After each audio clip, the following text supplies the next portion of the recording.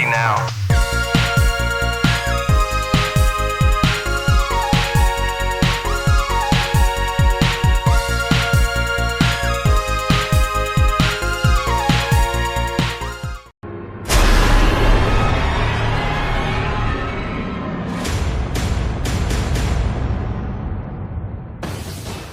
Paralleling the monstrous launch of its source material, Resident Evil 2's 2019 reimagining proved a surprising success on all counts. The question then became, when would Resident Evil 3 receive the same treatment? And, again, echoing the lack of downtime between the original installments, fans would only have to wait 15 months until the Nemesis-fronted remake would emerge. It's something of a peculiar beast, as it opts to dramatically change parts of the original game, including cutting some sequences altogether, and feels less survival horror and more Resident Evil 4 action. But the end result is a breathtakingly beautiful, blood-pumping ride.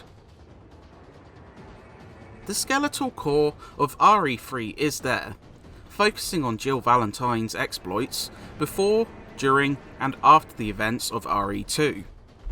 As she begins her investigation into Umbrella, a hulking monstrosity attacks in her apartment, forcing her to flee to safety and navigate the zombie-plagued streets of Raccoon City.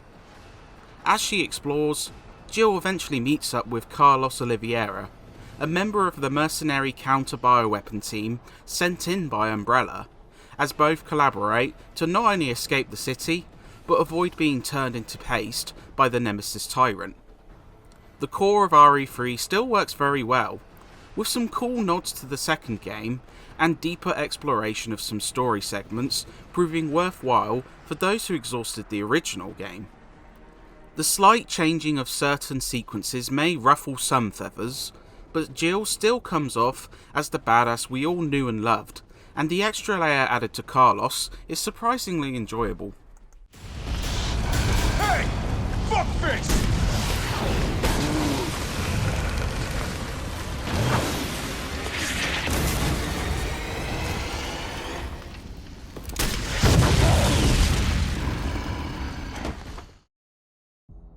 Resident Evil 3 is a mixed bag of concepts from across the series.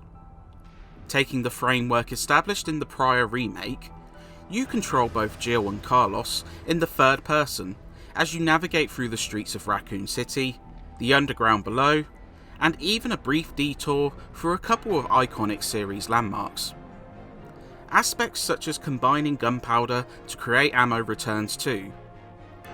While puzzles slow the pace at points, a couple of jump scares are genuinely frightening, and resource management is still necessary. This one is less about unravelling an ever-expanding location, and more about propelling you to the next set piece, with perhaps the opening space with Raccoon City, shops, and the substation resembling older RE games. The increase of action sees the return of the dodge, which, while better than the original game, still takes some getting used to, especially against Nemesis' swipes. It's a change which will throw off some, especially coming from the last remake, but Resident Evil 3 replaces taut survival horror with blockbuster action, and it works, making for an incredibly intense time. While Resident Evil 2 was not exactly a one-to-one remake, Capcom were more transformative this time around, which has proved the biggest point of division. Some will bemoan the removal of sections from the original game, including the atmospheric clock tower puzzles and the graveyard, and consequently the burrowing worm boss, as well as perhaps a reduced presence of the Nemesis outside of prescribed moments.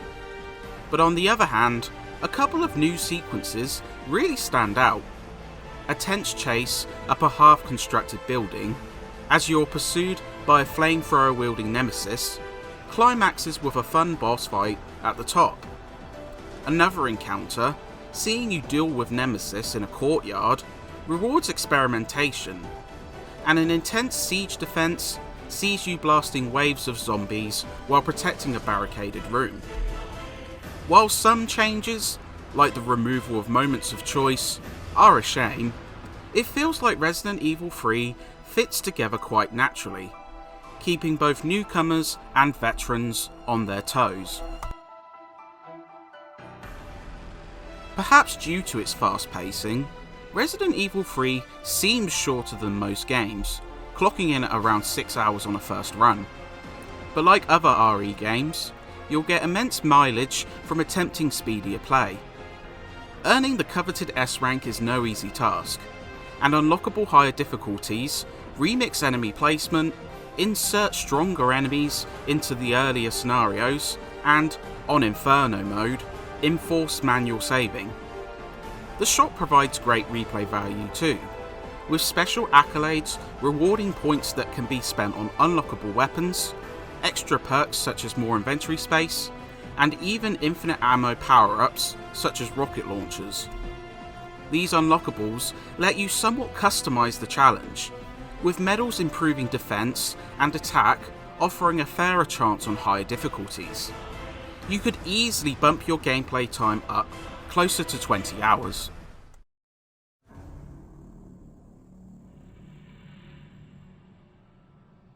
Originally inducing groans as another potentially weak spin-off of the series, Resistance's inclusion with RE3 proved a nice surprise. In essence, it's a 4v1 multiplayer mode which sees a quartet of survivors trying to escape, while a mastermind, made up of a rogues gallery from the series, places hazards and creatures in an effort to stop them. Each map contains 3 stages, requiring survivors to collect key items, hunt down an armoured zombie and then activate 3 key points, and lastly destroy 3 biotanks before escaping.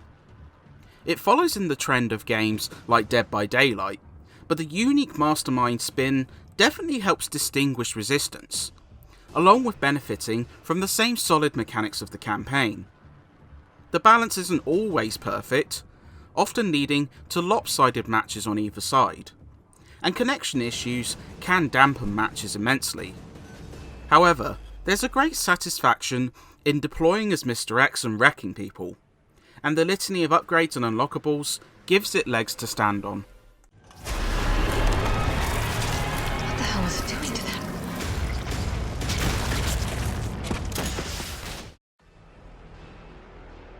The RE engine, which has powered 2 previous games, remains a treat, coating over the original game with splendid new visuals. Environments are breathtaking, with immense detail into little aspects, such as photos and waving wind across hanging tape.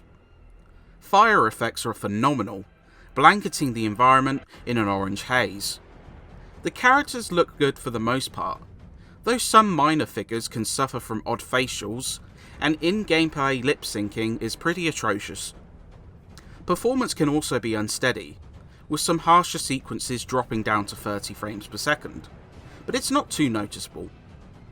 The sound is excellent, with a revamped script and voice acting fitting well with the original story, music which takes its cues from classic tracks of the past, and deadly sound effects which are brutal, especially in regards to when you suffer a death. Resident Evil 3, despite the changes, parallels many key aspects of the original. It's not quite as good as the 2 remakes prior, just as the original Nemesis sat a little below the first 2 games, but it's still a quality adventure despite the criticism. The blood-pumping action, gorgeous visual upgrade, and fantastic new sequences are worth experiencing for fans of the series, even if some changes and cuts aren't always welcome. A plethora of extras keep the experience going, much like previous entries in the series, and there is still a great joy in facing the hulking monstrosity that is Nemesis. If you take the game on its own merits and try to separate it both from its predecessors and the game it's based on, you're bound to come away happy and terrified of this one. Alright, let's do this. Suck it!